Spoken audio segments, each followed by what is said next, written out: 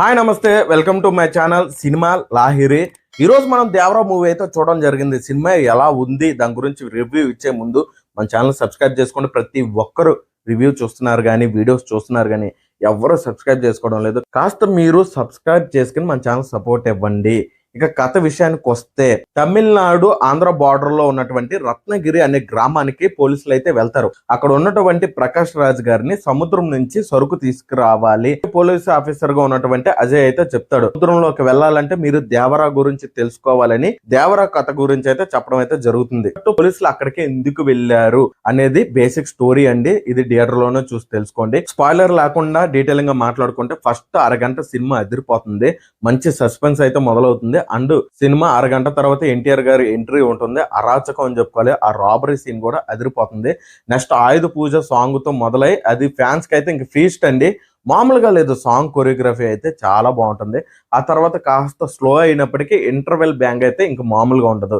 ఇది first half అండి. Second half విషయానికి వస్తే, కాసేపు లవ్ స్టోరీతో, కాసేపు అక్కడక్కడ మంచి సెంటిమెంట్ సీన్స్ తో మొదలై ఎండింగ్ ఒక twist and conclusion next part కి ఇచ్చే విధంగా అయితే ఎండ్ అయిపోతుంది ఈ సినిమా. స్టార్టింగ్ 10 నిమిషాలు ఎదిరిపోతుంది. తర్వాత ఇంటర్వెల్ అయితే ఎదిరిపోతుంది. క్లైమాక్స్ కూడా చాలా బాగుంటుంది.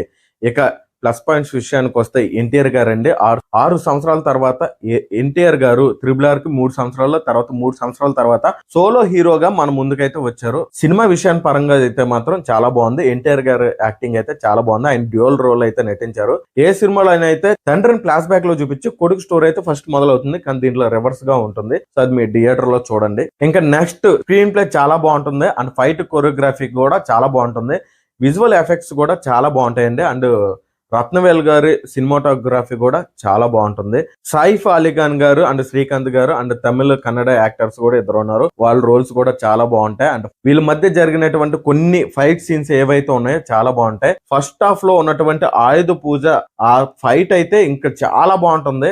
ఇది మీరు థియేటర్ ఎక్స్పీరియన్స్ చేయండి. సైఫ్ అలీఖాన్ గారికి ఈ సినిమా తర్వాత ఆయనకి మంచి అవకాశాలు అయితే వచ్చే అవకాశం ఉంది. ఎందుకంటే ఆ ఏజ్ లో కూడా ఎన్టీఆర్ గారితో పోటీపడి నటించడం అనేది చాలా గ్రేట్ విషయం అండి. అండ్ ప్రకాష్ రాజ్ రోల్ కూడా బాగానే ఉంటుంది. జాన్వీ కపూర్ రోల్ కూడా పర్లేదు. సినిమాకి హీరోయిన్ ఉండాలి కాబట్టి బాగా చూపించారు జాన్వీ కపూర్ కూడాను. వల్గారిటీ ఏం లేదండి.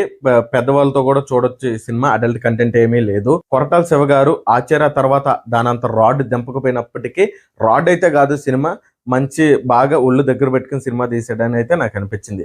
ఇక మైనస్ పాయింట్స్ విషయానికి వస్తే, ప్రతి ఒక్క ఇంటర్ ఫ్యాన్స్ ఎవరైనా ఈ వీడియో చూస్తే మాత్రం తప్పుగా అనుకోమాకండి. నాకు అనిపించింది నేను చెప్పాలి కాబట్టి జెన్యున్ గా చెప్తున్నాను. మైనస్ పాయింట్స్ విషయానికి వస్తే, ఇల్లాజికల్ ఐడియాస్ అయితే చాలా ఉన్నాయండి ఈ సినిమాలో. అంత సినిమాగా చూడాలి కాబట్టి నేను అంత చెప్పదలుచుకోలేదు. ఇంకా బీజిఎం విషయానికి వస్తే మాత్రం అక్కడక్కడ స్లో అయినప్పటికీ లేపాల్సిన దగ్గర కాస్త తగ్గిందే అని నాకు అనిపించింది. అనిరుద్ధ్ బీజిఎం విషయానికి వస్తే కొన్ని సీన్ల దగ్గర తగ్గింది అనిపించింది. ఇక స్క్రీన్ ప్లే విషయానికి వస్తే మాత్రం మనం గెస్ట్ చేసేస్తాం సెకండ్ హాఫ్ నుంచి. ఫస్ట్ హాఫ్ అంతా ఓకే.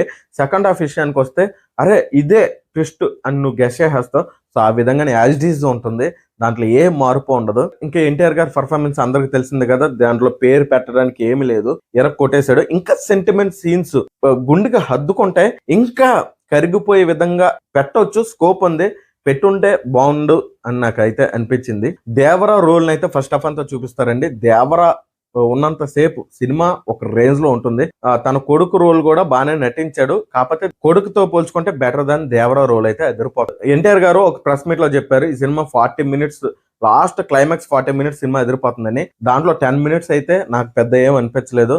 అంటే బాహుబలి ట్విస్ట్ లాగే ఒక ట్విస్ట్ అయితే రివీల్ అవుతుంది. సేమ్ యాజ్ డీస్ ఆ క్లైమాక్స్ లో ఉన్నటువంటి ఆ ట్విస్ట్ లాగే నాకైతే అనిపించింది. ఇంకా ఫైనల్ గా చెప్పుకుంటే సినిమా అయితే నాకు నచ్చిందండి. చాలా బాగుంది. కొరటాల శివ గారు తీసినటువంటి ఆచార్య ఆ మూవీతో పోల్చుకుంటే మాత్రం దేవరా చాలా బాగుంది. పర్లేదు, అంత రాడ్ అయితే మనకి దింపలేదు. బాగానే గుడ్ అటెంప్ట్ చేశారు. ఫైనల్ గా స్టోరీలో కొత్తదనం అయితే ఏం ఉండదు.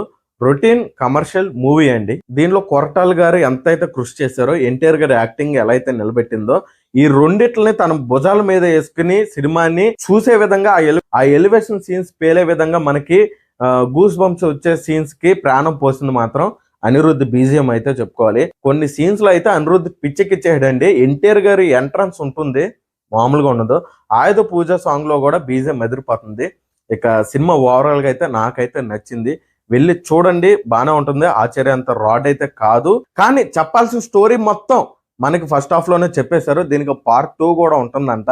అది ఎందుకు ఉంటుందో, దాంట్లో ఏం చెప్పాలనుకుంటున్నారో అవసరం లేదని నాకైతే అనిపించింది. ఈ కథ మొత్తం పార్ట్ 1 లోనే చెప్పడం జరిగింది. పార్ట్ 2 లో ఇంకేం మిగిలి ఉంది, దేనికి చెప్పాలనుకుంటున్నారు అనేది. సో దానికి సంబంధించినటువంటి ఏ మాత్రం కూడా హింట్ కూడా ఏమీ ఇవ్వలేదు. ఎక్స్పెక్టేషన్ పెట్టుకోవడానికి గల రీజన్ కూడా ఏమీ లేదు. సో మీరు సినిమా చూడండి, నాకైతే నచ్చింది. మీకు మన ఛానల్ ఎవరైనా సబ్స్క్రైబ్ చేసుకోకపోతే ఖచ్చితంగా మన ఛానల్ సబ్స్క్రైబ్ చేసుకోండి.